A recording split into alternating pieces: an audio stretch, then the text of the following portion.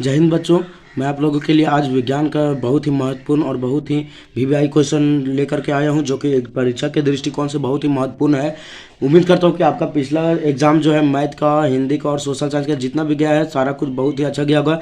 तो चलिए better exam result के लिए हम लोग शुरू करते हैं। बिना देर के हम लोग वीडियो को शुरू करते हैं। सबसे पहले देखिए, दाढ़ी बनाने के लिए किस दर्पण का उपयोग किया जाता है। मतलब कि दाढ़ी जब बनाते हैं हजामती के लिए तो उसमें किस दर्पण का उपयोग किया जाता है, तो वो होता है हमारा समतल। ऑप्शन है समतल दर्पण, उत्तल दर्पण, अवतल दर्पण या इनमें से कोई नहीं। तो आंसर हमारा हो जाएगा अवतल दर्पण। क्यों होता है? क्योंकि ये जो है सो वस्तु का प्रतिबिंब बड़ा बनाते हैं, तो इसीलिए दाढ़ी बनाने के लिए हजामती के लिए किसका उपयोग किया जाता है, कौन से दर्पण का? अवतल दर्पण का, ऑप्शन नंबर सी।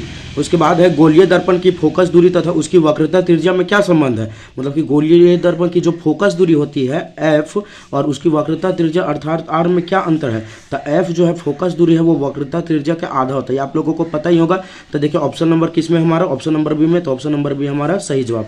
देखिए तीसरा क्वेश्चन है सामान्य नेत्र का निकट बिंदु कितना होता है। निकट बिंदु कहने का मतलब कि व्यक्ति जो है सो कम से कम कितनी दूरी तक देख सकता है, तो स्पष्ट देख सकता है 25 सेंटीमीटर की दूरी तक। तो सामान्य नेत्र का निकट बिंदु कितना हो जाएगा? 25 centimetre, option number B. Next question है चौथा नंबर, सामान्य नेत्र का दूर बिंदु कितना होता है। तो दूर बिंदु हमारा होता है 25 दूर बिंदु होता है हमारा अनंत। दूर बिंदु कहने का मतलब कि कहाँ तक जो है अनंत, कहाँ तक दूर तक देख सकता है, तो वो अनंत तक देख सकता है। पांचवा नंबर क्वेश्चन है मानव नेत्र में प्रतिबिंब की प्रकृति कैसी होती है। मतलब कि मानव नेत्र में जो प्रतिबिंब बनता है वो उस प्रतिबिंब की प्रकृति कैसी होती है। तो प्रतिबिंब की प्रकृति होती है उल्टा तथा वास्तविक। इसको आप लोग बोल सकते हैं वास्तविक तथा उल्टा, ऑप्शन नंबर डी।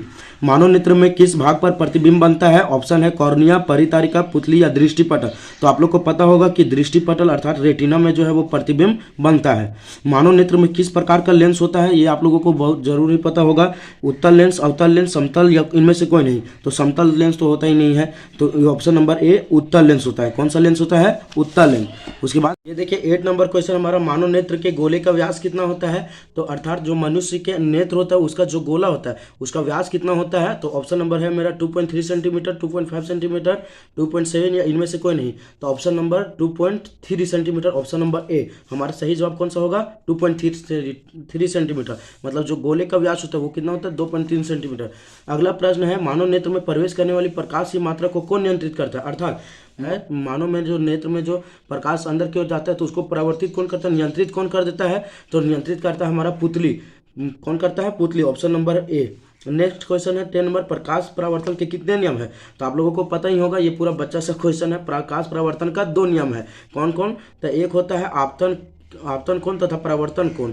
दोनों जो है सो एक दूसरे के बराबर होता है। एंगल आई बराबर एंगल आर, आप लोगों को पता ही होगा। और दूसरा है आपतित किरण, परावर्तित किरण तथा उस पर खींचा गया अभिलंब।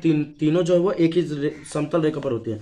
नेक्स्ट क्वेश्चन है हमारा, प्रकाश के अपवर्तन में कौन सी भौतिक राशि अपरिवर्तित रहती है। ऑप्शन है आवृत्ति, वेग, तरंग दैर्घ्य, इनमें से कोई नहीं। तो ऑप्शन नंबर ए हो जाएगा हमारा आवृत्ति। ये जो है परिवर्तित नहीं होगा। वेग भी हमारा परिवर्तित होता है परंतु तरंग आवृत्ति परिवर्तित नहीं होता है।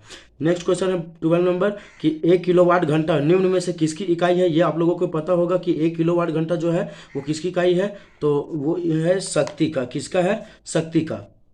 ऊर्जा का जानते हैं आप लोग, ऊर्जा का होता है हमारा जूल। ये भी प्रश्न पूछा जा सकता है। बल का होता है न्यूटन और विद्युत धारा का होता है एसआई मात्रा क्या होता है? एम्पियर। क्या होता है? एम्पियर। ठीक है, आगे वीडियो में ये प्रश्न आ सकते हैं, बहुत ही इंपॉर्टेंट प्रश्न है ये। तो 1 किलोवाट घंटा किसकी शक्ति इकाई है। तो वो है शक्ति की। नेक्स्ट क्वेश्चन हमारा 13 नंबर, विद्युत आवेश का एसआई मात्रा क्या होता है। तो विद्युत आवेश का एसआई मात्रा आप लोगों को पता होगा। अभी विद्युत आवेश का होता है हमारा कूलम्ब। क्या होता है? कूलम्ब। अब देखिए जूल किसका होता है। तो पिछले वीडियो में बताया जूल जो है वो ऊर्जा का होता है। उसके बाद एम्पियर किसका होता है? विद्युत धारा का होता है। विभवांतर किसका होता है? तो वो होता है हमारा वोल्ट का। ठीक है, मतलब विभवांतर जो है एक एसआई मात्रक नहीं है, एक यूनिट है। नेक्स्ट क्वेश्चन है 14 नंबर हमारा, विद्युत धारा को मापने वाले यंत्र को क्या कहते हैं। अर्थात जो करंट को मापता है, जो करंट को मापता है उस यंत्र को क्या कहते हैं। ऑप्शन है हमारा ए मीटर, वोल्ट मीटर, ए मीटर, वोल्ट मीटर, वोल्टेज या एम्पियर। तो आप लोगों को पता ही होगा जो करंट को मापता है अर्थात विद्युत धारा को मापता है उस यंत्र को ए मीटर कहा जाता है। ठीक है, नेक्स्ट क्वेश्चन हमारा, विभवांतर मापने वाले यंत्र को क्या कहते हैं। या विभवांतर मापने वाले यंत्र को कहते हैं, क्या कहते हैं? वोल्ट मीटर, ए मीटर, वोल्टेज, इनमें से सभी। तो देखिए ए मीटर किसको कहा जाता था? धारा मापने वाले यंत्र को। किसको कहा जाता था? धारा मापने वाले यंत्र को। तो वोल्ट मीटर हमारा ऑप्शन नंबर ए सही हो जाएगा। विभवांतर को मापने वाले यंत्र को क्या कहते हैं? Volt meter. चलिए आज की अभी के लिए इतना ही, मिलते हैं हम लोग नेक्स्ट वीडियो में। तब तक के लिए आप इतने सारे प्रश्न को रट कर ही परीक्षा लिखने जाए, क्योंकि इनमें से कई प्रश्न जो है वो परीक्षा में पूछे जा सकते हैं और कई बार पूछे जा चुके हैं। तो मिलते हैं हम लोग नेक्स्ट वीडियो में, तब तक के लिए धन्यवाद।